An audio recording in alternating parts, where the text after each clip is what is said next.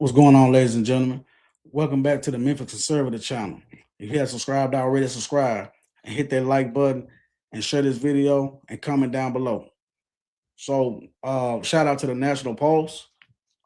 This was posted 8 minutes ago. Y'all can go there and check them out.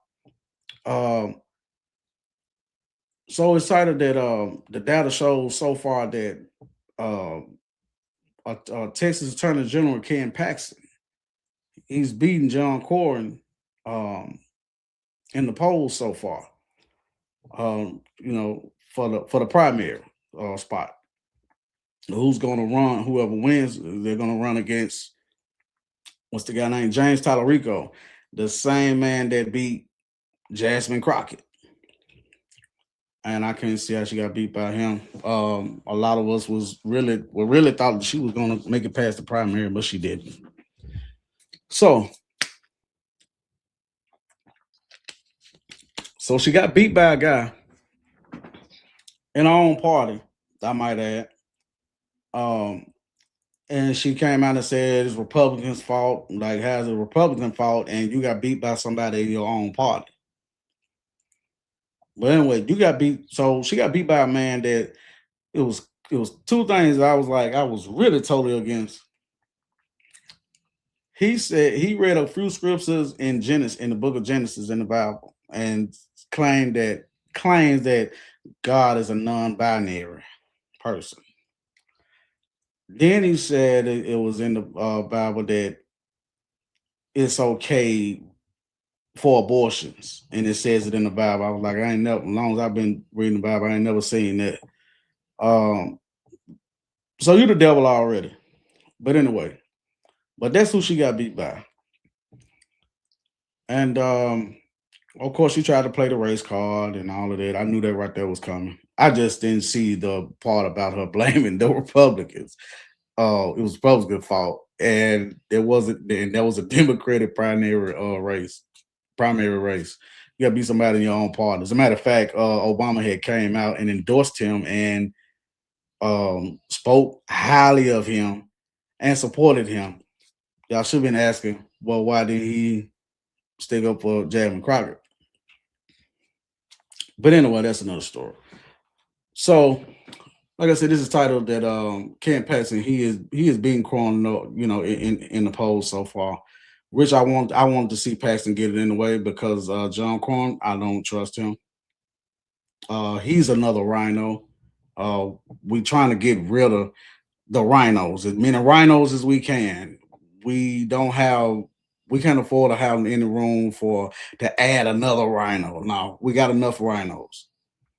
We need some non-rhinos. Now this is something that Ken Paxton said. He said John Cornyn is a coward who has refused to support abolishing the filibuster to pass the Save America Act. And Ken Paxton said that. Well, he leads indicates he is well positioned for the May 26th runoff with Trump's endorsement still pending. And I'm gonna show you something at the end of this article about the Trump endorsement part. When I saw those numbers, the number was a trip. Okay, it says new poll numbers from the Texas Senate Republican runoff indicate that State Attorney General Ken Paxton has a significant lead over incumbent Senator John Cornyn among GOP voters. This lead holds firm regardless of whether President Donald J. Trump endorses either candidate. In a direct matchup without any Trump endorsement, Paxton commands 49% support compared to Cornyn's 41%, with 11% of voters undecided. I don't never get that. Well, they say, these are the people that's undecided. Either you gonna do this or you gonna do that. I don't get it. But okay. If Trump endorses Paxton, the MAGA straw lot support rises to 58%, while Cornyn's backing drops to 32%. However, even if Trump were to endorse Cornyn, who has a long history of backstabbing the president. Exactly. Paxton retains a narrow lead at 44% to Cornyn's 43%, with 13% undecided. So so it's basically saying even if Trump endorsed Corn, his numbers still gonna be low up under Paxton. And this is the Texas Senate runoff said Ken Paxton 49%, John Corn 41, not sure 11%. If Trump endorses Paxton, 58%, Corns is 32%. If Trump endorses Corn, it's 44%, 43%, not sure 13%, which I had just read. But net faves Paxton plus 30. Corns plus 6. Um, Paxton recently received the endorsement of Texas Republican congressional candidate Steve Todd, who defeated anti-Trump Representative Dan Crenshaw. Yep, the guy with the patch on his eye.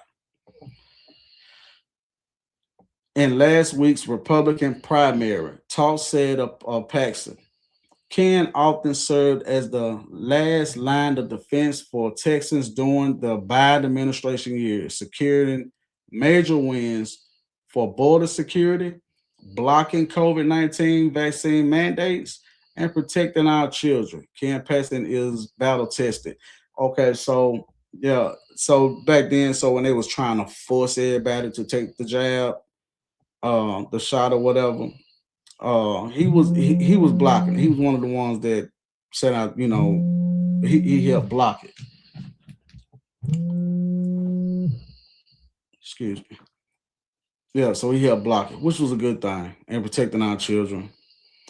Meanwhile, Corn's reputation as a Republican in name only, Rhino, has only grown in recent days with the national polls exposing his top team's hatred for Trump, love for George Floyd, and desire to purge the GOP of MAGA conservatives. So yeah, we need you. We don't need you up in now. We need you gone. Let me see what this right here will show. One second.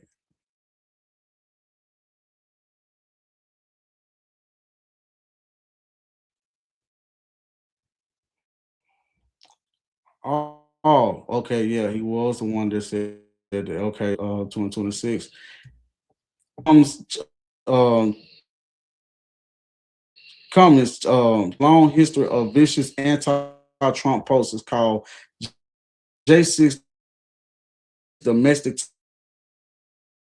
terrorism demanded GOP purge of MAGA. So Senator John Cornyn's campaign communications director, Matt, excuse me if I said his name wrong, has a history of vicious anti-Trump tweets and media quotes. The National Post can exclusively reveal. I'll just call him Mako.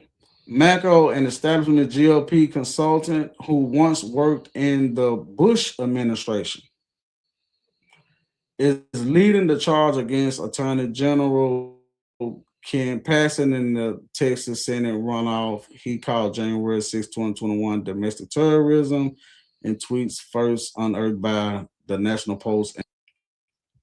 Corn's campaign advisor Chris Lasidia, who once even worked for President Trump's 2020. So that was one of his tweets right there. We are witnessing domestic terrorism. Mako deleted the tweet on Friday morning after he became aware of this story. The National Post, however, archived the original, and as well as dozens of other tweets, podcasts, interviews, and quotes from Mako attacking the U.S. president and his team. The National Post has scorned over a decade's worth of Mako's political activity, which included pitching rejected opiates to the National Post, which we will reveal more about in the coming days. And I guess this is something right here that you said, go F yourself. In archive tweets from election day 2016, Macro unleashed a triad of Trump and his team. Go F yourself. You just conceded the most winnable election in 50 years against the latest popular damn none ever. Macro incorrectly forecast. So yeah, but that but that yeah, that corn guy, yeah, we don't need another rhino in there. We really don't. And I'm glad to see that Paxton he has the lead over him, whether he gets Trump's endorsement or not. I don't know how true this is, but I heard that Thune came to Trump and asked him to endorse uh and to endorse Corn. And they said that Trump told him that, yeah, I'll do it. If you go out there and pass the Save American Act right now, as is. So I guess that right there didn't work because they still ain't brought it to the floor yet. But when I heard about that, I thought that was fun. I said, Trump ain't gonna endorse that man. But okay, well go ahead like that. So I want to see Paxton get it. He's more on the Trump side. He's not, not a rhino. We need as many seats and many rhinos gone as we can get. Rhinos gone and cover those seats and take some more seats over here on this left side because that part is ridiculous. It's a clown circus over there, basically. Really, to be honest, well, to me, I think it's a clown circus over there. Um, and it's hard to say who's the leading clown. Bozo or it. I don't know. But yeah, but comment down below and tell me what y'all think about this. But I am glad to see that Paxton is in the lead. So thanks for stopping by at the Memphis Conservative channel. Hit that like button, subscribe if you haven't subscribed, and comment down below and share this video.